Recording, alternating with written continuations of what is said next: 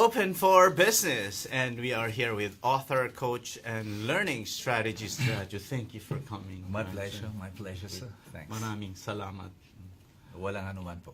Okay, that's great. You speak good Tagalog. Cool.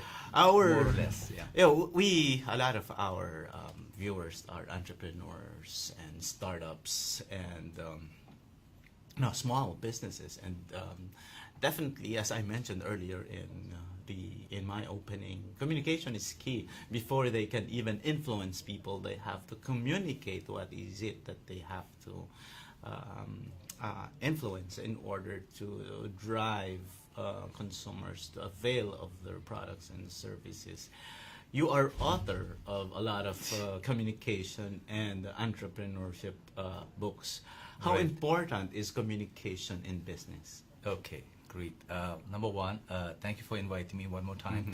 And I'm aware of the fact that about 95% of Filipino companies are small and medium. Okay. Small and medium, and only 5 or 10% are like medium to big, and very few are really large, no? And most all of them. I most heard of- it's even 99% now, I think, or even in the I'm ASEAN. I'm just hoping I'm wrong. Okay. I'm just hoping that I really want companies to grow. I mean, that's the Right. whole wish, of course. There Yes. should be more entrepreneurs and they should grow. Now, actually, the truth of the matter is that most entities, whether we are individuals or whether we are enterprises, say if we are a small pulburon company or we Okay. are a large happy toothpaste company, for example, no? We are almost always communicating. That means we are never not communicating. Think of it. I mean, you come here on TV and you are trying to influence people, or you're trying to inform people so that they will move in a certain direction. So a small company, say a pulburon maker, a woman in, say, Naga City who's making pulburon, she's constantly talking about her product, about her business, about what she expects to do with the business she's created, and so does Lamoyan Corporation, which is considered like medium and large. No? Okay. They're constantly trying to influence their customer base, their stakeholders, the marketplace. No? So the first fact that we need to recognize and accept and live with, recognize, accept, and live with, is the fact that we are never not communicating. Yes. That means if you don't say anything, you're still making a statement to the marketplace. Yes. Right? If you make a lot of noise on the social media or social networks, you're still saying something that, hey, I'm desperate, I need attention. If you don't say anything, you're probably saying that, I don't care for you, or I'm too busy, or whatever. So we are making statements all the time. So that's my first contention about communications when it comes to being a small enterprise or a medium enterprise. Correct. Does that first statement, is there anything else you want to ask? What was your question? Is that the question I answered? Yeah, yes. I think the question would also be, because you said when you don't communicate, that's also a statement. So Right. silence could be a form of communication. So the second follow-up to that, follow-up answer to that question is that now, since we are constantly, consistently sending out messages, whether we are quiet, whether we are noisy, or whether we hire a very good marketing consultant, maybe put a billboards on ETSA, we need to have command and control over what we have. If we lose command and control over what we are communicating, then the message changes. It has a different impact. So any entity first needs to take charge of what kind of impression are they making on the marketplace. Okay.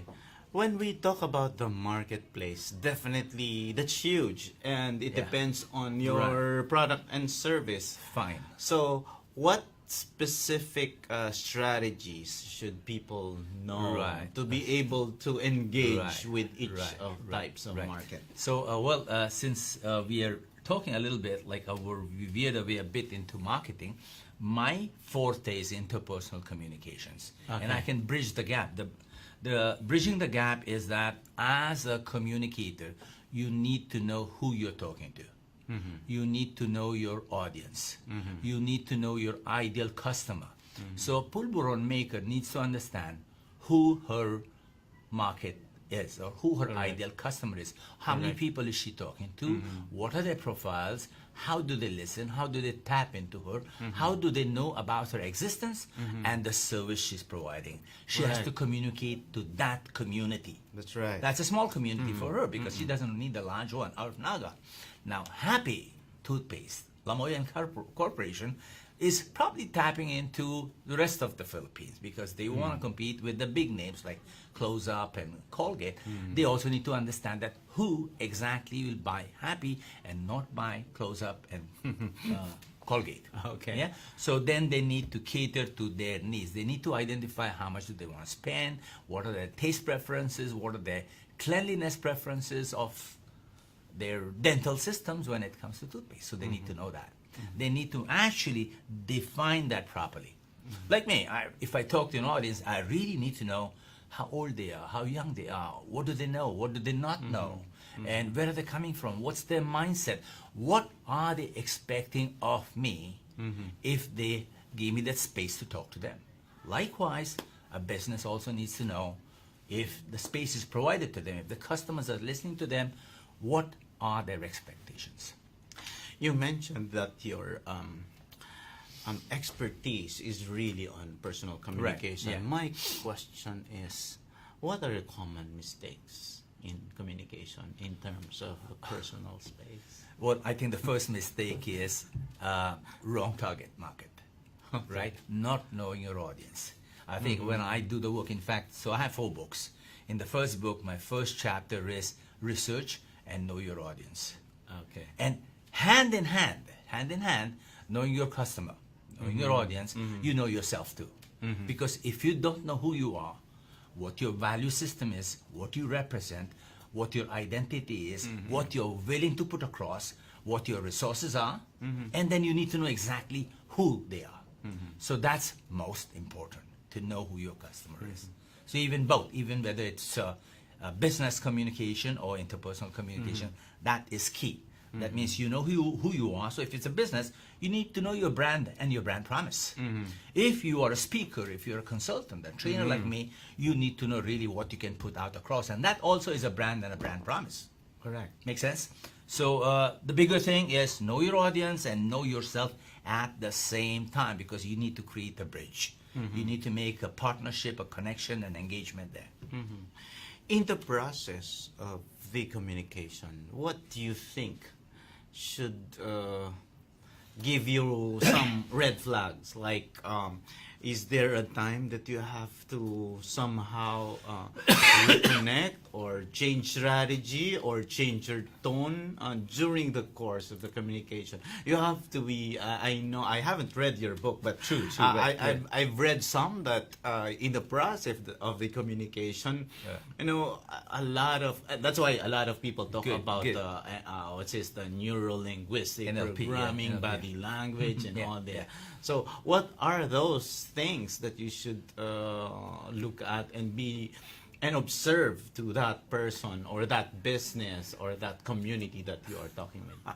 So it really doesn't differ much, right? For example, a business doesn't get business. Their products are not selling, for example. Okay. People are turning away from their products, so they're not picking them up from the shelves. Correct. Of the groceries. So the customers are making a statement that, hey, we don't understand you, we don't know you, or the toothpaste that you put on the racks of, say, Rustan's or Cash and Carry and SM is not working for us. So they're making a statement. Likewise, in an audience, in a hall, in a room, when people begin to like wiggle and kind of get their eyes glazed over and they start looking out the window, or they begin to talk to each other, or they pick up the phone just like you did over there. I'm watching you and see it. Oh, you're watching me. That's and, a good thing. And looking if there are questions from All the right, social fine, media. fine. Okay. So if that's happening, you are losing your customer. Okay. You are losing your market, right? And what do? Of course, you need to flip. That means you need to do something different. That the markets move, customers move. Nothing is a constant, right? The state of mind of your customer, the state of mind of your audience is constantly changing because it's a constant war inside, right? So you're thinking, is he what he's saying? Is it working for me? Where's my mind? What am I thinking about? What's going on? What's happening there? And today, in this given world where social media really bombards you, so people are a lot more scatterbrained. Sorry to say that. Everyone is. No, so am I. So you need to gather them back in with a different approach, a different strategy. So in the marketplace, of course, the simplest thing is do a promo. Put up an ad, right? Hire a beauty queen to flash her teeth, whatever. That would be the strategy. But in a given room, number one, you need to change your pace. You need to probably add humor. You probably need to add a story. You probably need to ask a question. You probably need to let them talk to each other because they have heard you for a while. So there are many ways to do this. And these 5 are just a few of them. A virtuoso public speaker or a communicator will know many things, and he or she will become intuitive to what the market needs. And sometimes it'll work, sometimes it won't. But you need to keep flipping. You need to keep trying new stuff. You mentioned earlier about, of course, having, scattered brain. And Scattered brain. And you also... Unfocused is a nice word. Okay, and you also mentioned about, of course, the disruption with the social media. Yeah. My question now is, what are the changing behaviors in the past few years? Like, of course, with social media, anybody can be a speaker, anybody can be a broadcaster. Okay. Anybody can just communicate with you right away. Right. Are these somehow disrupted the old era of communication where there is a sender and a receiver and there's a feedback? Everybody now seems to scatter around. So 2 of my sons work for Facebook. And they have here in the Philippines or abroad? One in the Philippines and one in Singapore, but Facebook is all over, so it doesn't matter where they're posted. No? And both of them have been in the field of marketing and communication for over a decade now. And I remember the first time my second son brought home a book for me, and this was a discussion on the age of social media, where everyone can become an expert, a guru, or become a celebrity in his own circle. That's right. And today, almost everyone is a celebrity, if you think of it. I mean, you just go there and he says, I'm this, I'm that, I'm this, I'm that. No? Correct. So that has changed. Now, what remains constant? What remains constant is quality, depth, right? And the kind of service you provide. When I say quality, when I say you have to provide real value. Correct. Depth. Real value in a sense when your customer comes in with a set of expectations. We all do. We walk into a grocery store with a set of expectations to pick up good toothpaste, for example. You walk into a conference and you have expectations that I need a good speaker. I need to pick up something new. So real value is in fulfilling that need. Okay. Depth is going the extra mile in terms of a different thought, a different idea to give them something. So they come to you expecting, say, A, you need to give them A++. You need to give them depth. You need to give them difference. You need to differentiate yourself, and you need to give them something new. So classic speakers, people who have been in the field for the longest time, know this for a fact. And the third thing, that's the question you asked, right? Yes. Correct. So depth, value, and quality. Depth, value, and quality. Well, they're almost the same, no? And that's what you need to do. I personally know a lot of good speakers, and they've been around for the longest time, and I still look up to them.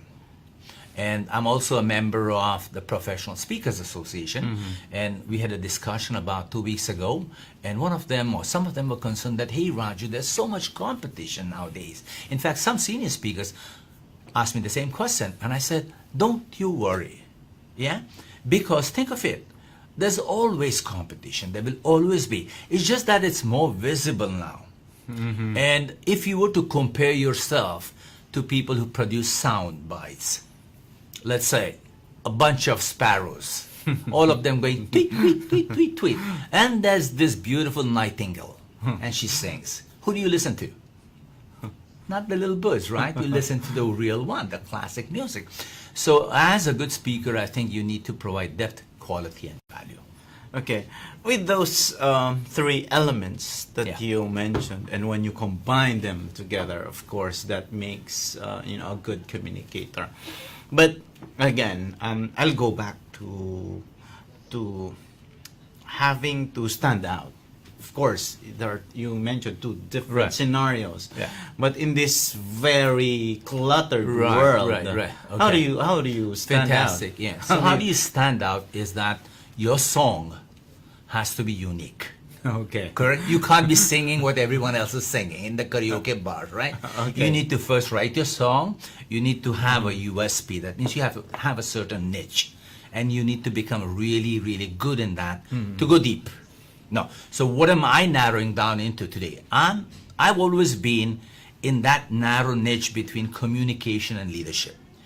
Communication is marketing, discussions, memos, Correct. internal communications, and then there's leadership. So every word a leader speaks, they drive change. And I was always working in that slice. And that slice is influence. That slice is when I just tip you over and make you do something differently. No, because that's what leaders do. So that's what I am into. And of course, I use different tools and techniques to help my people move forward in that. So I work with leaders, I work with senior executives, and I tell them how to influence their people, whether they are working in this country, whether they come from a different background or a cultural background. I give them tools and techniques on how to become a lot more effective, a lot more value creating, and to be able to stand out and to pack the whole thing in something creative and compassionate. Because those are important things. That packaging is important for me. So I help them do that. Something different, something important, and yet package it in such a way that it doesn't create any harm. No? Let's talk more about leadership and communication when open for business returns. Keep watching. You're on eaglenewslive.com and also on the Facebook page of Eagle News. Please send your questions on Facebook if you have one, and Raju will answer them later when we get back. We're open for business, and still with me is the coach and learning strategist of Inner Sun, Raju.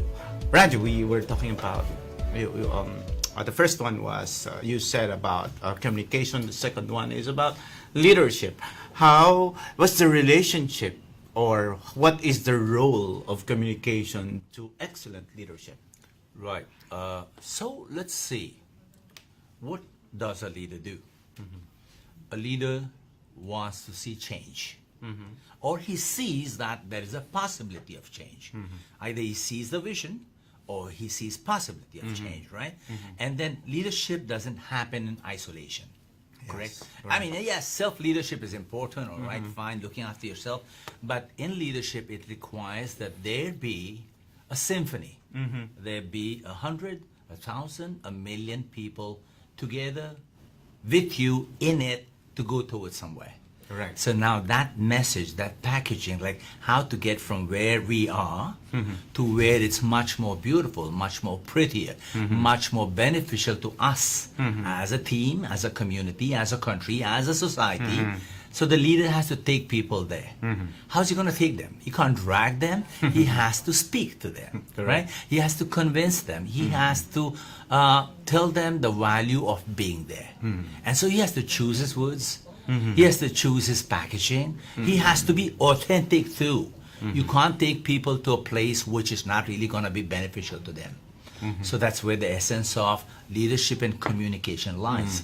And if you look back in history, the greatest of all leaders, recently one of my favorites is Barack Obama. Okay. I'm not saying he's everyone's favorite, but I like him. And you listen to him. Yeah. I mean, every few seconds, every few minutes, he keeps you engaged. Yeah, he connects with you, and then he drives a little change into your mindset, into your heart set. He changes it a bit. Truly, truly does. No? Again, sometimes leaders take up a lot of projects, and some projects fail. But that doesn't mean that they are not leading. It just means that certain projects don't work out because it involves systems. So look at Obama, great communicator, right? Again, go back into the past. In this country today, here in the Philippines, one of my favorite communicators is Mr. Tony Meloto. Oh yeah. Yeah? And again, look at him. He has a vision. And then you hear him sometimes and he speaks very honestly. He speaks the truth correctly and explains it correctly. In the past, a few years ago, I miss him. The gentleman from Bicol, Robredo. I heard him in person. I was with him on stage in Naga, and I saw how he reached out into the hearts of his people, and he stayed connected. And that's why they loved him so much. For 20 years, he was mayor. My question, Raju, is, of course, there are different types of leaders Yeah. and different types of communication strategies. So Correct. in your coaching, do you somehow tell them to adjust their communication style, to adapt Right. to their style of leadership as well? Because, being, as a student also of communication, you cannot Right. use a specific communication strategy You if it can't, doesn't you can't use the same template all the time. exactly. Yeah. So how do you do that? Right. How do you coach them? Correct. Very good. So a leader first, since he has a vision, the vision is born out of a certain sets of values. Okay. Correct? Correct. There's no vision born without values. So he has certain things that he considers to be beneficial. He believes them to be useful. So he has this from both. And values are something really solid and deep inside every human being. No? And I'm not saying that they don't change. Sometimes values do change. But when you come from that set of values, they have to match. So if you change strategies, techniques, approaches, as long as you stay anchored into the depths of your values, and then you take people forward, the strategy can change, the mission can change, but the vision and the values, they need to be very steady. The visions, of course, Yeah, when you achieve a certain vision, for example, Gandhi achieved freedom. Yes. Post that, he had to divide the country into two. That was another step. But he achieved this first vision. And he stayed really strong into his values. And if you ever get a chance to watch Gandhi, the movie, or read about him, you'll see that he was absolutely anchored. So thus, leaders need to stay anchored. They can change their templates. They can change the colors of their packaging. They can pack it in red, blue, green, yellow, doesn't matter. But as long as the values are strong and the vision is really clear and useful to everyone, then fine, approaches need to change. That's the flipping we were talking about Oh in yeah. the beginning, right? I have a follow-up question on that, Yeah. but I have to prioritize this question from Yeah. online. This is from one of our international bureaus in Europe. Wow. She's from the Netherlands, Miss Wow. Malu Francisco. Thank you for watching. Wow. Or sending me your question. She asked, "Thanks for pointing out the constant factors that should be part of an effective communication: quality, depth, and value relevant to the audience interests and needs. In addition, I believe that the audience or our product consumers, our audience or consumers should also be guided to make well-informed decisions. How to be critical listeners with that? I mean, how Right. do you examine the Right. pluses and Right. minuses of the product, be it news or commercial Right. products? Wait, wait. In short, how sure are you that this material is telling Right. the truth? Right. So Well, what will guide them? I What's your think- reaction? Well, to that? I think, see, there's a bridge between both leadership and good business too. Okay. So, as we just discussed now, I think this question just came in before, no? So, the leader, for example, he communicates such that he educates his stakeholders. He teaches them, right? And of course, he can't teach them unless he's grounded and the vision is right. So, of course, he has to give them space. If I give you value, if I create quality, if I go in depth, again, there is a certain choice that you need to make because your sets of values, even though they align with mine, Okay. they may be slightly different. And then you can choose not to follow me or follow me, it's up to you. Correct? Likewise, if I have a product that's of really good value, I can't really slam it down your throat. Yes. You need to pick it up. Correct. You need to pick it up of your own choice. So a leader or a great businessman or an ethical businessman needs to give that space to your customer. That's the answer to Malu Francisco. Malu Thank you Francisco. for watching I actually from have the a story. Netherlands. I have actually a story from Malu Francisco if we have time. A really powerful leadership story.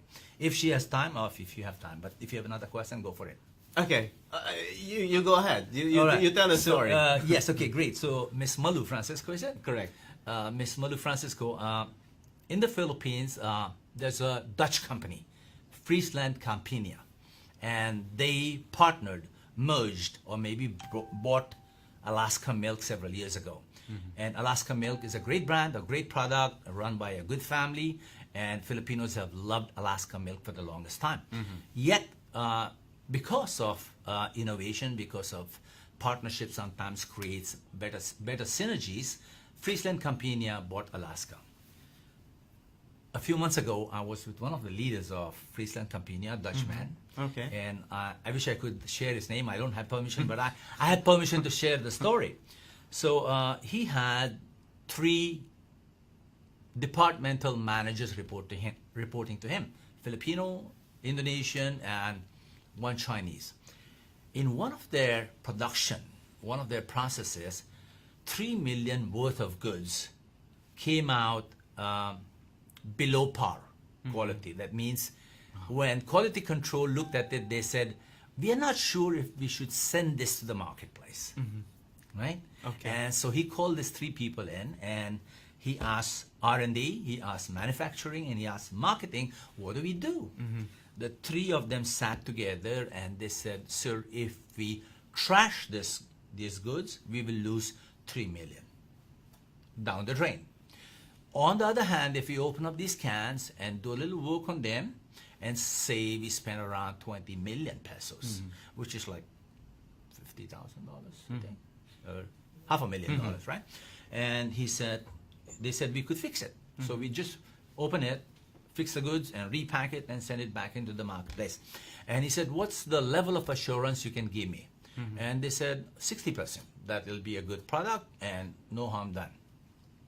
And he said, okay, what are your ideas? They all said, go for the money, save the money, right? Instead of losing $3 million, just lose 20 million pesos. And he said, okay, let me think about this.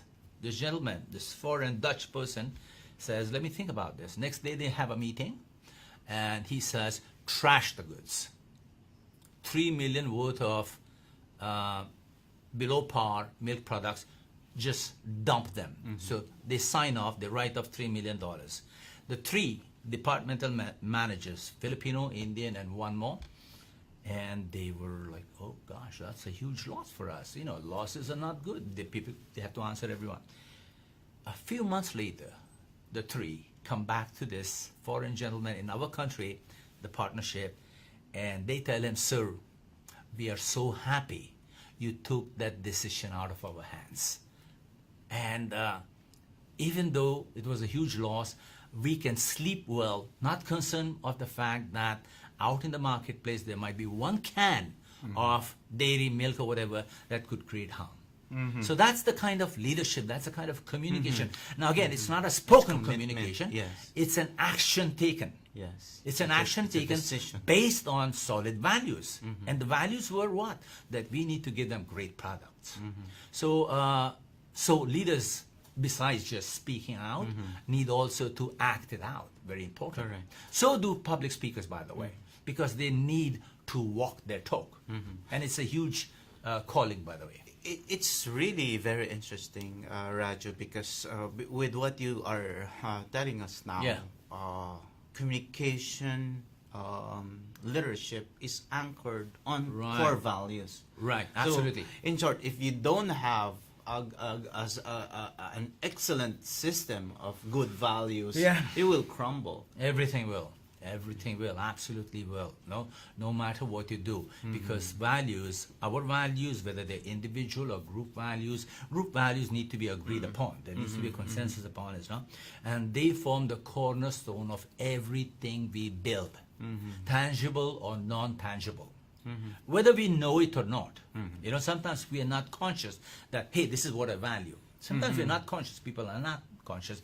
But the more conscious you become, the more improved your performance is in terms of how you speak up and how you check in and how you stand up. Anything, you know. So this gentleman, I really applaud him because I thought it was a fabulous decision to take against the will of his department managers, against the challenge that he had to answer for $3 million, which is no joke. $3 million, by the way, is 157 million pesos. Yeah. Now, Raju, so do you think with the many developments in business now, and with a lot of competing products and services, you already mentioned how one can stand out, and the essence of leadership that's taking that specific action to ensure that you also communicate with your staff. My question is, how would you really transform your company, to ensure that when you communicate with them, they go with you? How would you be able to? How do you guarantee it? How do you guarantee their great reaction? Great. So remember, you are never not communicating. Okay. Many times leaders say one thing and do another. Yes. Correct? Correct. Do you agree? I agree. Leaders say one thing and believe another. Leaders say one thing and feel another. Are you with me? Yeah. Now, people know it. At a very primal level, your people, your followers know it. No matter how flowery your words are, no matter how consistent your dialogue is, no matter the vocabulary, no matter the kind of suit you wear, but if your intentions and your values and your visions are even slightly misaligned, it is visible here, right? And so if a leader wants them to follow, he has to cleanse himself. He has to first get himself into what we call congruence.